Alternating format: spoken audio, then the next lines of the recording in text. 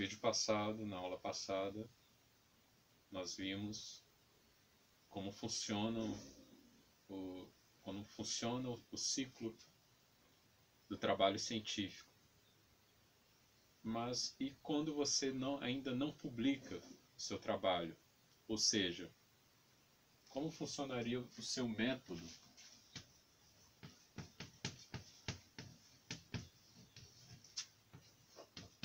de estudo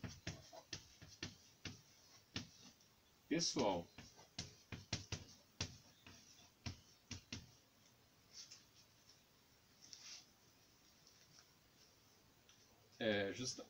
Enquanto você ainda está refletindo, enquanto o sistema não está agindo em seu mecanismo. Quando o seu mecanismo não funciona, você está apenas na fase de reflexão. Qual é o seu método de estudo pessoal? O que você faz? Você vai numa biblioteca, pega um livro, vai no parque toda manhã. Você assiste entrevistas de pessoas que falam do assunto e faz anotações em um bloquinho. Você conversa com outras pessoas que vão te orientar para um assunto que você deseja.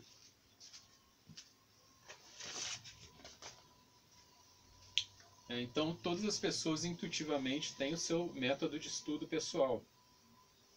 O seu horário, a sua frequência, as suas técnicas. Claro que há dicas que funcionam em muitos casos, ou dicas de pessoas que têm experiência nisso. Porém, a construção desse método depende de cada um, de cada vontade de cada pessoa vai fazer o seu método de estudo, ou seguir o método de alguém, e torná-lo seu. Porém, aqui nós vamos atentar a algumas coisas desse método, algumas sugestões que facilitem o método de estudo pessoal para um trabalho de uma pesquisa de ciência. O que não pode faltar no método de estudo pessoal é a obtenção de fonte. Então, obter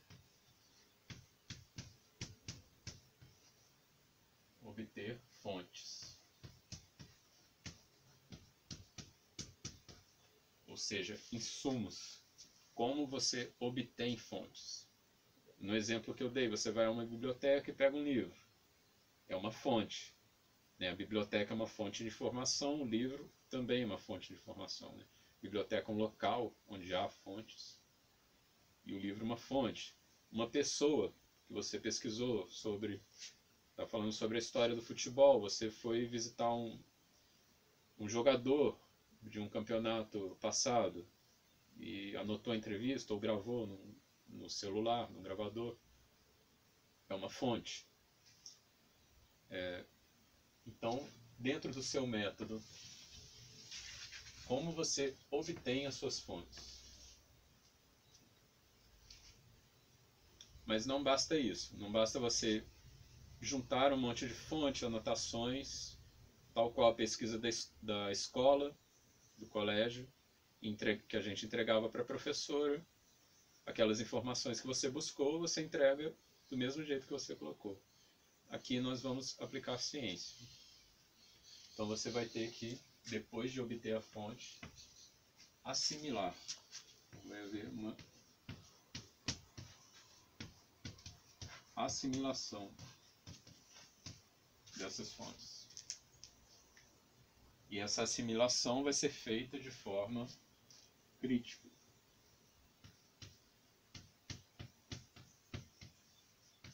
Então você tem que desconfiar a princípio de tudo que você lê e ouve.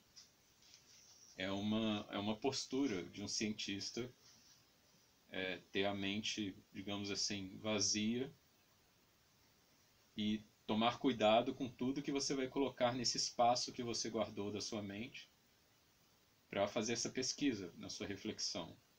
Então, cada informação você deve duvidar sempre dela, confiar duvidando, algo assim. Então você faz uma assimilação crítica. o jogador vai te falar que naquele campeonato foi muito fácil, os jogos foram muito fáceis porque o time adversário era horrível, era muito de má qualidade técnica. Você ouve, anota isso, mas você fica desconfiado, né? Claro que você não é sem educação com a pessoa.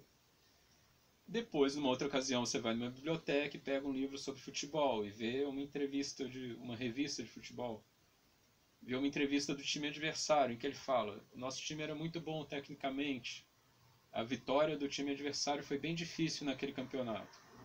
Então você tem duas fontes contradizendo, né? Moralmente, o pesquisador, na minha opinião, tem que buscar a verdade. Então, a verdade é objetiva, independente de opiniões e de interesse, né? Algumas pessoas podem pensar diferente, mas essa é a minha opinião. Então, você tem que assimilar sempre criticamente as suas fontes e buscar a verdade. Que eu dei um pequeno exemplo. Então, no seu método de estudo pessoal, varia muito de pessoa para pessoa, como diz o nome, mas você vai ter que obter suas fontes e assimilar criticamente, fazer uma assimilação crítica dessas fontes. E não somente isso, você vai ter também que documentar essas fontes. Documentar. Ou a gente poderia colocar arquivar também. Arquivar essas fontes. Porque vamos que você entreviste 11 jogadores de um time, de uma final de campeonato que você está pesquisando, e 11 de outro time. E cada um fala uma coisa. Imagina a bagunça. Ou se você é uma pessoa, um superdotado, com uma memória de elefante, que vai conseguir guardar tudo isso na sua cabeça e depois redigir um texto falando sobre isso. Ok, né? Pode acontecer. Ou você faz pequenas notas sobre as entrevistas e depois na sua cabeça você só pega para referência. Ok, pode ser também. Mas vamos pensar uma coisa sistemática e básica e que requeira menos esforço da pessoa e mais da sua capacidade de organizar esse processo. De você obter fontes, assimilar criticamente e documentar.